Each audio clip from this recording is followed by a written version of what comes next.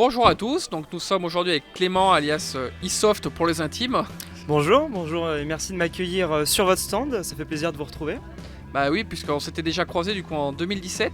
Tout à fait, c'est la première fois que je vous ai rencontré là-bas et puis on s'est croisés à divers événements où on a pu partager la passion de l'airsoft. Ouais effectivement, donc 2017 autour d'Orléans, Mastodontoire également. C'est ça, la troisième je crois, je sais plus si la deuxième édition vous étiez présent. Non, c'était la troisième effectivement, c'est bien ça, la mémoire est bonne. Bon, tout est bon alors. Donc d'habitude t'es plutôt de mon côté on va dire. Oui, effectivement, je vais plus du côté derrière la caméra à réaliser les vidéos, mais c'est aussi sympa de se prêter au jeu et de pouvoir parler de cet événement et de tout ce qu'il y a autour.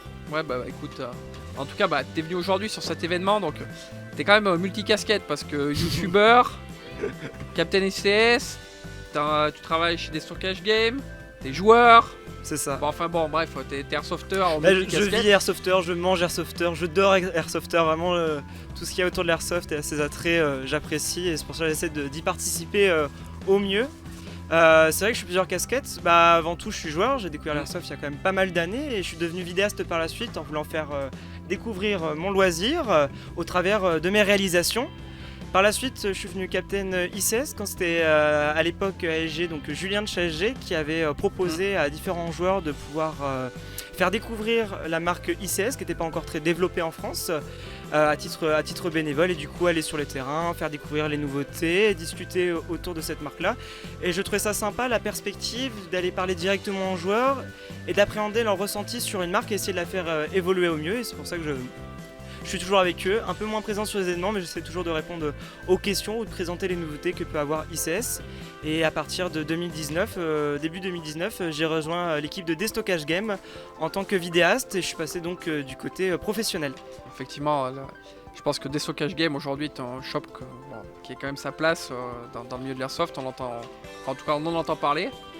En espérant bien, mais oui, c'est vrai que c'est un shop qui a pas mal d'importance, essaye de s'investir, par exemple dans les vidéastes, en essayant de soutenir différents projets ou événements. Il y a eu notamment les Gearlocker.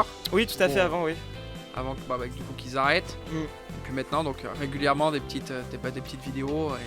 Oui, ça, déjà voulu investir dans la vidéo et être présent sur la communication sur YouTube et essayer de faire découvrir aussi l'envers des décors. C'est pour ça qu'il m'avait engagé. Le but c'était de montrer qu'on est aussi des joueurs. Une bonne partie de l'équipe joue régulièrement les week-ends et on se retrouve sur le terrain. On est avant tout des passionnés, on a envie de montrer aussi comment ça se déroule parce que les gens ne savent pas forcément comment ça se passe derrière. Donc voilà, c'était le but et de faire rigoler aussi, de faire découvrir l'airsoft à d'autres gens avec notre vision de l'airsoft.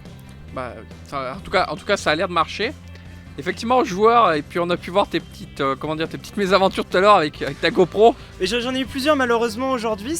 D'ailleurs, c'est la première fois ma GoPro s'est pris une bille en plein dans la vitre. Heureusement, ce n'est que la coque qui a pété, donc elle pourrait être réutilisable, mais ça va être compliqué de pouvoir jouer avec demain. Et puis tout à l'heure, j'ai mon Titan sur ma réplique qui a eu un petit défaut et qui a arrêté de fonctionner. Oui, effectivement, j'ai croisé aussi à l'atelier. Donc. Voilà, donc heureusement, grâce à Ted de la finalement, c'est un peu la poisse pour toi parce que petit souci de pneus aussi. Ah oui, voilà. Je suis venu donc avec Nemesis CQB qui est un autre shop avec qui je joue souvent là-bas dans leur CQB et qui est d'ailleurs très sympa où j'ai pu réaliser quelques vidéos et du coup on a fait la route ensemble. C'est toujours plus sympa avec des amis de pouvoir faire la route. On essaiera tout à l'heure d'interviewer Mickaël sur la trappe, mais oui, je suis sûr qu'il sera content de était pouvoir sur le terrain aussi, donc voilà, c'est assez difficile de courir après tout le monde.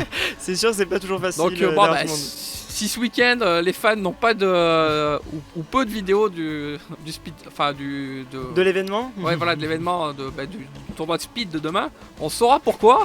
La GoPro en moins et puis avant tout, j'ai envie de découvrir en fait. Je suis venu ici déjà pour venir à l'événement, revoir plein de monde comme la FFA et d'autres stands qu'on a l'habitude de croiser parce que le monde de l'airsoft est assez petit sur ces événements-là. Oui, on retrouve souvent les mêmes personnes, c'était sympa de pouvoir les revoir. L'année dernière, j'avais découvert le CQB de TED, le complexe de TED, la fabrique Airsoft. J'étais venu faire une vidéo pas longtemps après son ouverture, qui a d'ailleurs pas mal évolué depuis.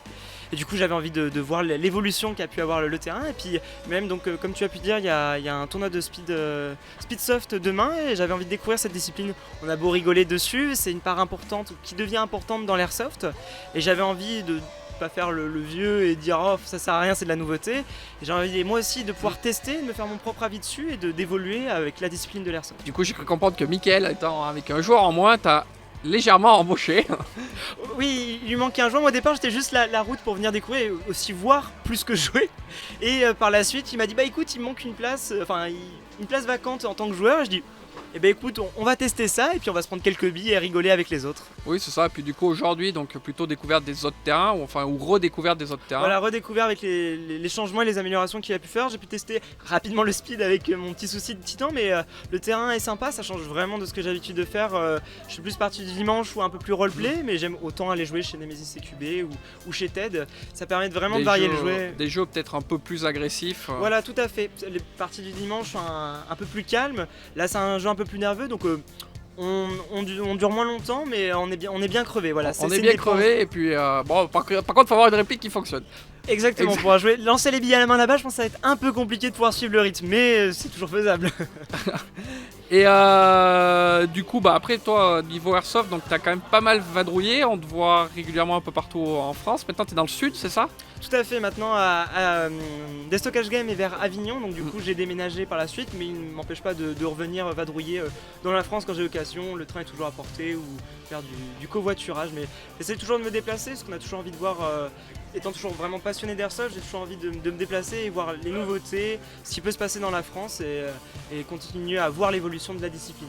Oui, puis comme ça en plus tu continues donc à alimenter ta chaîne YouTube pour ceux Voilà, qui ne peuvent pas se déplacer, au moins ils ont au moins les images. Là pour l'instant j'ai pas encore fait trop d'images parce qu'il y a tellement de choses à voir, mais j'essaye avec des petites stories ou des photos essayer de retranscrire un peu l'événement, mais c'est compliqué de concilier tout, on a envie de tout faire mais c'est pas toujours facile. Ah, c'est sûr que ça devient difficile à partir du moment où tu joues, tu dois faire des stories, tu dois faire des vidéos, t'as plus ta GoPro. Ah ça bon, on trouvera un arrangement demain, j'ai une vieille GoPro qui traîne, on pourra voir pour l'utiliser à nouveau, mais ouais j'essaierai.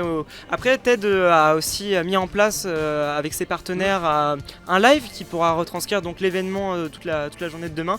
C'est vraiment cool de mettre ce genre de choses en place. Le stream prend une part importante dans la communication actuellement et Clairsoft prend un départ là-dedans est vraiment bien et ça permettra encore une fois de faire découvrir la discipline dans de bonnes conditions et je trouve ça une bonne chose et j'espère que ça continuera à évoluer dans ce cas-là. On pourra suivre en live.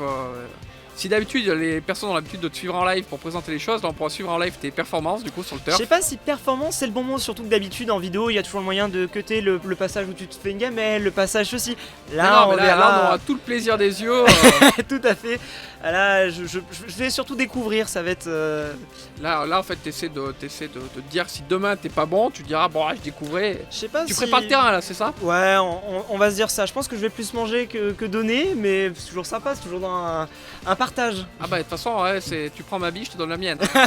Ah ça plutôt le chargeur ouais. Effectivement. Bon bah écoute, est-ce que tu veux nous parler d'autre chose? Non, bah continuer à faire vivre notre discipline, à venir à des événements, à essayer de faire vivre nos commerçants et tous les acteurs de l'airsoft. C'est important de pouvoir les aider, surtout après la période qu'on a pu avoir. Merci à la FFA d'essayer de contribuer au loisir au mieux, que ce soit en interne avec tout ce qui peut être fait en politique, tout ce qu'il y a derrière qu'on ne puisse pas voir, et de venir aussi aux événements, partager notre loisir également, puis donner la parole aux différents acteurs du loisir. Mais écoutez, je vous souhaite bonne continuation et j'espère que cette interview vous aura plu. Airsoftement. Voilà, il a tout dit, il a tout fait. On se dit bah à la prochaine et puis au plaisir. Hein. Et puis on verra tes performances demain. Bon, on va attaquer alors.